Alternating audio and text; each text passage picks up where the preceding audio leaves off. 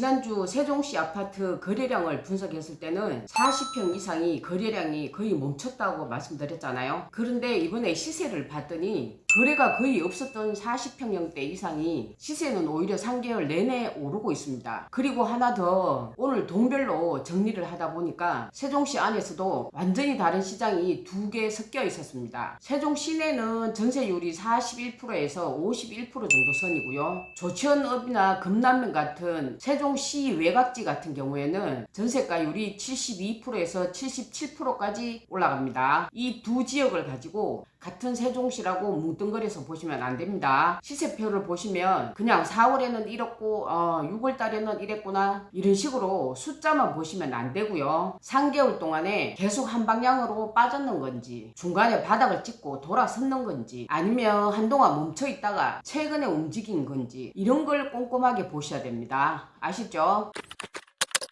안녕하세요. 미세스 복덩이 부동산입니다. 오늘은 이 세 가지 순서로 진행하겠습니다. 첫 번째는 세종시와 시 외곽지의 매매와 전세가율을 보고요. 두 번째는 아파트 연식별로 해서 4월에서 7월 1일까지 시세 흐름을 보고요. 그 다음 세 번째는 면적별로 보겠습니다. 그리고 가장 마지막에 요 3개월 데이터를 전체 토탈해서 관통하는 단 하나 공통적인 패턴을 짚어드리겠습니다. 이 데이터를 전체 다 보시려면 중간에 절대 나가지 마시고요. 끝까지 시청하셔야 됩니다. 시작하기 전에 먼저 요 아래 구독, 좋아요 눌러주시고요. 제일 먼저 세종 시내 시 외곽지의 매매와 전세가율을 알아보겠습니다. 세롬동이 매매가가 평당 2,186만원이고요. 전세는 평당 957만원입니다. 전세가율은 44% 정도 되고요. 어진동은 매매가가 평당 2,075만원이고요. 전세가는 평당 976만원입니다. 전세가율 47%가 되겠습니다. 나승동이 매매가가 평당 2,037만원이고요. 전세가는 평당 948만원입니다. 전세가율 47%가 되겠습니다.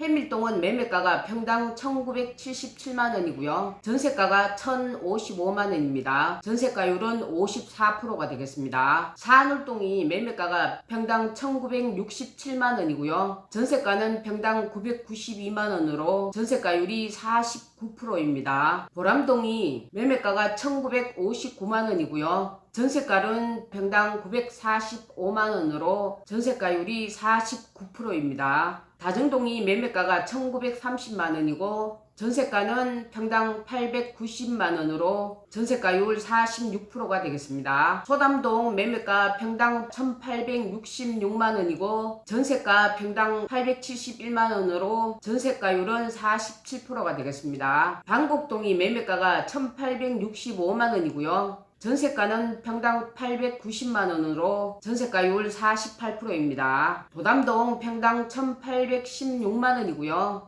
전세가는 평당 873만원으로 전세가율 48%입니다. 대평동이 매매가 평당 1,777만원이고요.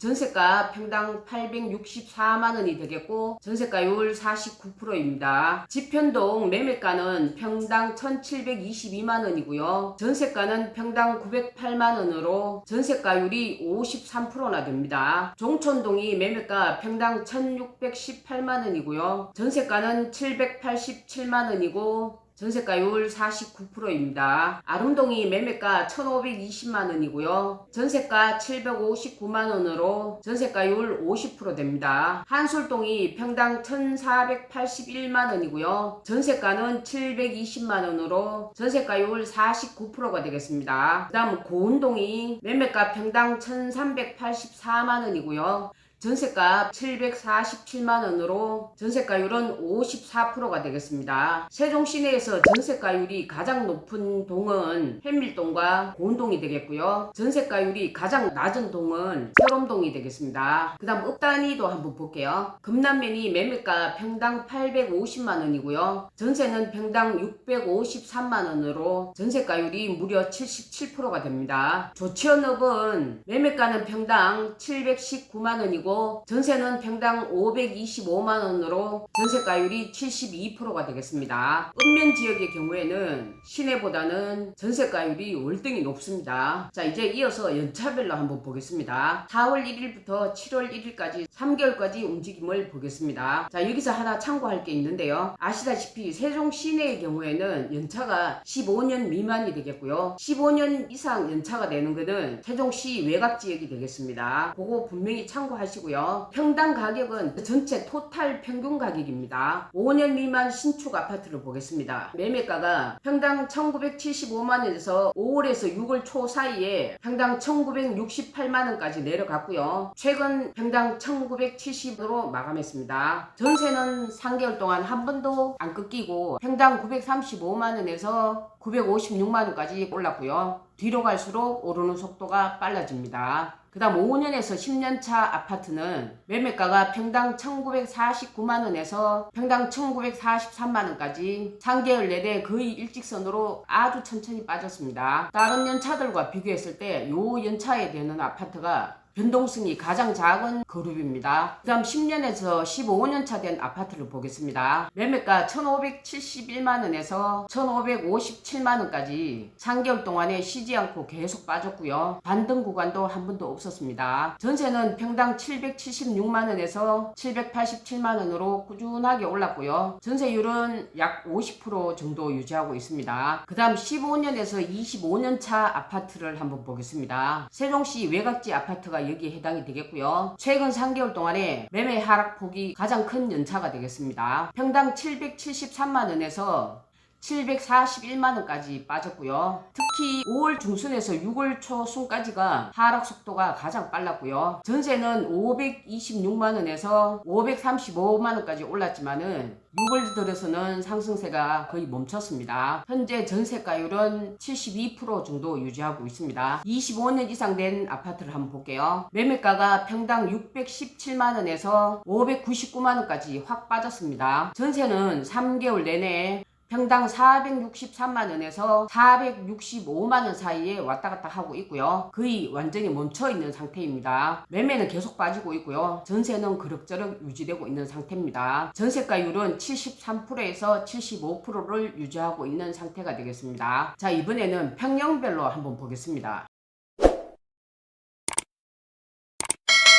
20평 미만을 보면 매매가가 평당 747만원에서 728만원으로 평당 약 19만원 정도 빠진 상태고요. 전세는 4월 한 달간에 빠르게 올랐다가 5월 내내 평당 627만원을 6주 동안 유지하다가 6월 말쯤에 다시 살짝 움직였습니다. 그 다음 20에서 30평을 보면은 매매가가 1608만원에서 1589만원까지 약 19만원 정도 빠졌고요. 10년에서 15년차 된 아파트가 3개월 내내 계속 빠지고 있습니다. 전세는 863만원에서 880만원까지 꾸준하게 오르고 있습니다. 그 다음 30에서 40평을 보면 굉장히 흥미로운데요. 매매가가 평당 1763만원에서 5월 중순에는 1756만원까지 빠졌다가 6월 중순부터는 약 6주 동안에 1756만원 구간에 완전히 멈췄습니다. 그러다가 최근 들어서 평당 1754만원으로 아주 소폭으로 더 빠졌습니다. 그 다음 40평에서 50평을 보면요. 매매가가 평당 1690만원에서 6월 초에 1685만원까지 빠졌다가 다시 최근 들어서 평당 1686만원으로 마감했습니다. 신축과 비슷하지만은 진폭은 훨씬 작았습니다. 전세는 평당 781만원에서 729만원까지 꾸준하게 올랐는데 오히려 6월 들어서 상승 속도가 조금 더 빨라졌습니다. 요 평형대의 전세율은 46%에서 47% 정도 유지하고 있습니다. 그 다음 50평 이상을 보면은 전체 평형대 중에서 유일하게 3개월 내내 한 번도 안 꺾이고 계속 오르고 있는 평형대가 되겠습니다. 4월에서 5월 초까지는 가파르게 오르다가 6월 들어서는 상승 속도가 눈에 띄게 둔화되고 있습니다. 반대로 전세는 평당 735만원에서 718만원까지 계속 빠졌고요. 5월 하순 이후부터는 하락세가 거의 멈췄습니다. 전세가율은 39%에서 41% 정도 유지하고 있고요. 지난주에 확인한 결과 6월 거래량은 한 건도 없었습니다. 이게 되게 웃기는 게 거래는 한 건도 없었는데 시세는 3개월 내내 계속 오르고 있다는 겁니다. 여기가 이번 데이터에서 가장 특이한 구간이 되겠습니다. 오늘 데이터에서 진짜 봐야 될 지점은 두 가지가 되겠습니다. 첫 번째, 세종시는 하나의 시장이 아니고 사실상 두 개 시장이 섞여 있습니다. 시내와 시외곽지 시장으로 섞여 있다는 겁니다. 두 번째, 50평 이상은 거래량은 하나도 없는데 시세는 3개월 내내 올랐고요. 40평에서 50평도 거래는 단 11건밖에 안 되는데